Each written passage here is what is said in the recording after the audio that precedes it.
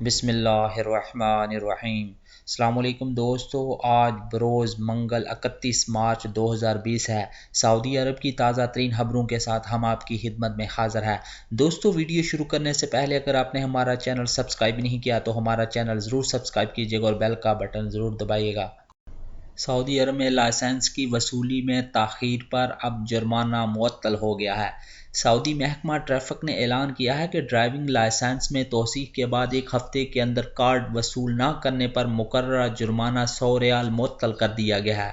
آج web site کے مطابق سعودی شہری نے ٹویٹر اکاؤنٹ پر محکمہ ٹریفک سے استفسار کیا تھا کہ ڈرائیونگ لائسنس کی تجدید کرا چکا ہوں، مجھے ایک ایس ایم ایس بھی موصول ہوا ہے جس میں لکھا ہوا ہے کہ اگر ڈرائیونگ لائسنس میں توثیق کی تاریخ سے 7 روز کے اندر ڈرائیونگ لائسنس کارڈ وصول نہ کیا تو 100 ریال جرمانہ لگا دیا جائے گا۔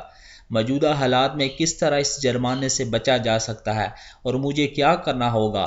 سعودی محکمہ ٹریفک نے اس کا جواب دیتے ہوئے اطمینان دلایا ہے کہ ان دنوں یہ جرمانہ معطل کر دیا گیا ہے۔ شہری اب ڈرائیونگ لائسنس یا استمارہ ابشر کے ذریعے حاصل کر سکتے ہیں۔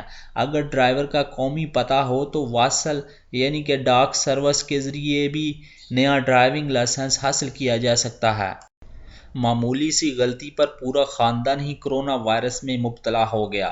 سعودی عرب میں مہلک وبائی وائرس کرونا وائرس کا شکار ہونے والے سعودی نوجوان کا کہنا ہے کہ معمولی غلطی اور احتیاطی تدابیر پر عمل نہ کرنے کی وجہ سے 12 افراد پر مشتمل خاندان کرونا وائرس میں مبتلا ہو گیا۔ متاثرہ شخص نے سوشل میڈیا پر جاری اپنے ایک پیغام میں کہا ہے کہ لوگوں کو چاہیے کہ متعلقہ اداروں کی جانب سے دی گئی احتیاطی تدابیر پر سختی سے عمل کریں تاکہ اس مہلک بیماری سے بچ سکیں۔ متاثرہ نوجوانوں کی جانب سے سوشل میڈیا پر اپلوڈ کیے جانے والے پیغام کو جاری کیا ہے جس میں اس نے بتایا ہے کہ کس طرح وہ اپنے دیگر اہل خانہ کے ساتھ اس مہلک مرض کا شکار ہوا ہے۔ نوجوان کا کہنا تھا کہ حکومت کی جانب سے سماجی رابطے کو منقطع کرنے کی ہدایات پر عمل کرتے ہوئے تفریحی مقامات پر جانا چھوڑ دیا، تاہم خاندان کے تمام افراد ایک جگہ جمع ہونا شروع ہو گئے۔ یہی ہماری بنیادی غلطی ثابت ہوئی جس کا خمیازہ کرونا وائرس کی شکل میں سامنے آیا۔ پیغام میں متاثرہ شخص نے مزید کہا ہے کہ اکثر سعودی خاندانوں میں ہفتے میں ایک یا متعدد دنوں میں پورا خاندان ایک جگہ جمع ہوتا ہے اور یہی عادت ہماری بھی تھی۔ اس امر سے بے خبر ہم سب اپنے دادا کے گھر جمع ہوئے اور فیملی گیدرنگ کے بعد سب اپنے اپنے گھروں کو چلے گئے۔ کوئی یہ نہیں جانتا تھا کہ کس نے کس کو کرونا وائرس منتقل کر دیا گیا ہے۔ خاندانی اجتماع کے چند دن بعد ہی والدہ کو سانس میں تکلیف اور شدید بخار ہو گیا۔ جب ان کا ٹیسٹ کرایا گیا تو معلوم ہوا کہ وہ تو کرونا وائرس کی شکار ہو چکی ہے۔ نوجوان کا کہنا تھا کہ اس طرح یکے بعد دیگرے گھر کے 12 افراد پر اس وائرس نے حملہ کیا اور ہم سب کو قرنطینہ میں جانا پڑ گیا۔ متاثرہ شخص کا کہنا تھا کہ میری سب لوگوں سے درخواست ہے ان دنوں خصوصی احتیاط برتیں اور خاندانی اجتماعات بھی روک دیں کیونکہ اس طرح آپ دوسروں کو بھی محفوظ رکھ سکتے ہیں، خاص کر گھر کے بزرگوں کو جنہیں یہ وائرس بہت جلدی سے اپنی لپیٹ میں لے لیتا ہے۔ اقامہ ہولڈر کس طرح وطن واپس جا سکتے ہیں؟ سعودی عرب ہی نہیں، دنیا بھر میں کرونا وائرس کی وجہ سے ہنگامی حالات کا سامنا ہے۔ وزارت صحت کی جانب سے احتیاطی تدابیر اختیار کرنے کی مسلسل ہدایات دی جا رہی ہیں۔ کرونا وائرس سے بچاؤ اور اسے پھیلنے سے روکنے کے لیے ہنگامی اقدامات کے تحت جدہ میں بھی کرفیو کے اوقات میں اضافہ کر دیا گیا ہے، جبکہ مدینہ المنورہ کے 6 علاقوں میں احتیاطی تدابیر اختیار کرتے ہوئے 24 گھنٹے کا کرفیو لگا دیا گیا ہے تاکہ شہریوں کو گھروں تک محدود رکھا جا سکے۔ سعودی وزارت صحت کی جانب سے موبائل پر مختصر پیغامات بھی ارسال کیے جا رہے ہیں جن میں اس بات کی تاکید کی گئی ہے کہ اپنی حفاظت کرتے ہوئے گھروں سے باہر نہ نکلیں۔ کرفیو لگانے کا مقصد بھی حفاظتی اقدامات پر عمل کروانا ہے تاکہ لوگوں کو اس وائرس سے محفوظ رکھا جا سکے۔ اندرون ملک اور بین الاقوامی فضائی سروس پر بھی پابندی برقرار ہے۔ سعودی عرب کی حکومت ہمیشہ حالات کے مطابق اقدامات کرتی آئی ہے۔ حکومت کی جانب سے ہمیشہ انسانی پہلو کو مد نظر رکھا جاتا ہے۔ موجودہ حالات کے تناظر میں بھی سعودی حکام کی جانب سے یہ سہولت فراہم کی گئی ہے کہ جو کرونا وائرس کے سبب فضائی راستے بند ہونے کی وجہ سے سعودی عرب نہیں آ سکتے، انہیں خصوصی رعایت دی جائے گی۔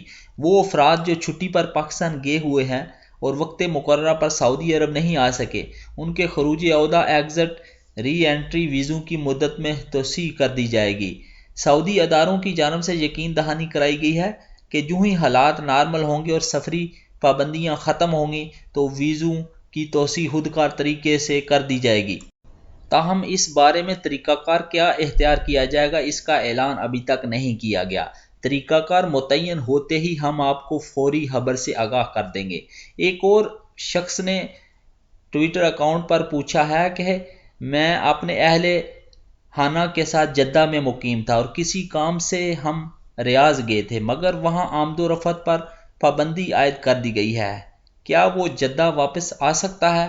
سعودی وزارت صحت کی سفارش پر ریاض، جدہ، مکہ المکرمہ اور مدینہ المنورہ میں کرفیو کے اوقات بڑھا دیے گئے ہیں، جبکہ ان شہروں میں آنے جانے پر بھی پابندی عائد کر دی گئی ہے۔ جدہ میں پہلے کرفیو رات کو نافذ کر دیا جاتا تھا، مگر 29 مارچ سے سپہر 3 بجے سے کر دیا گیا ہے اور بیرون شہر سے آنے جانے پر بھی پابندی عائد کر دی گئی ہے۔ موجودہ صورتحال میں بہتر یہی ہے کہ آپ ریاض میں ہی مقیم رہیں، کیونکہ شہر کی چیک پوسٹوں پر متعین اہلکاروں کو ہدایت کی گئی ہے کہ وہ کسی بھی مسافر کو مذکورہ شہروں میں آنے نہ دیں۔ تاہم اس قانون سے سامان لے جانے والی گاڑیاں مستثنیٰ ہیں۔ شہر کے داخلی راستوں پر موجود تمام چیک پوسٹوں پر کرفیو اجازت ناموں کے بغیر کاروں کو گزرنے نہیں دیا جاتا۔ اگر آپ کسی ایسی ذمہ داری کی ادائیگی کے لیے ریاض گئے تھے جسے ثابت کرتے ہوئے خصوصی اجازت نامہ حاصل کر لیں، یعنی آپ اپنی کمپنی کی جانب سے اس بات کا ثبوت فراہم کریں کہ آپ ریاض کمپنی کی جانب سے ذمہ داری کی ادائیگی کے لیے آئے تھے، تو بہتر ہے۔ بصورت دیگر ان اوقات میں سے جب کرفیو نہیں، چیک پوسٹ پر متعین افسر سے یہ درخواست کر سکتے ہیں کہ آپ جدہ کے رہائشی ہیں اور اس کام سے آپ ریاض گئے تھے۔ عام طور پر یہ دیکھا گیا ہے کہ سعودی عرب میں قانون نافذ کرنے والے ادارے کے اہلکار انسانی ہمدردی کی بنیاد پر ہر ممکن تعاون کرتے ہیں۔ سعودی عرب میں کرونا وائرس کے مزید 154 مریضوں کی تصدیق ہوئی ہے، جس کے ساتھ ہی مجموعی طور پر مملکت میں کرونا وائرس کا شکار ہونے والوں کی تعداد 1453 ہو گئی ہے۔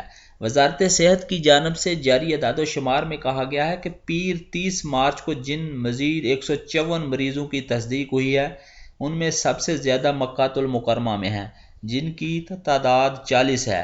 دیگر مریضوں میں دمام میں 34، ریاض میں 22، مدینہ المنورہ میں 22، جدہ میں 9، الخبر میں 6، حفوف میں 6، قطیف میں 5 اور طائف شہر میں 2 مریض شامل ہیں، جبکہ یمبو، بریدہ، الراس، خمیس، مشید، دہران، سامتہ، الدوادی اور تبوک میں ایک ایک مریض کی تصدیق ہوئی ہے۔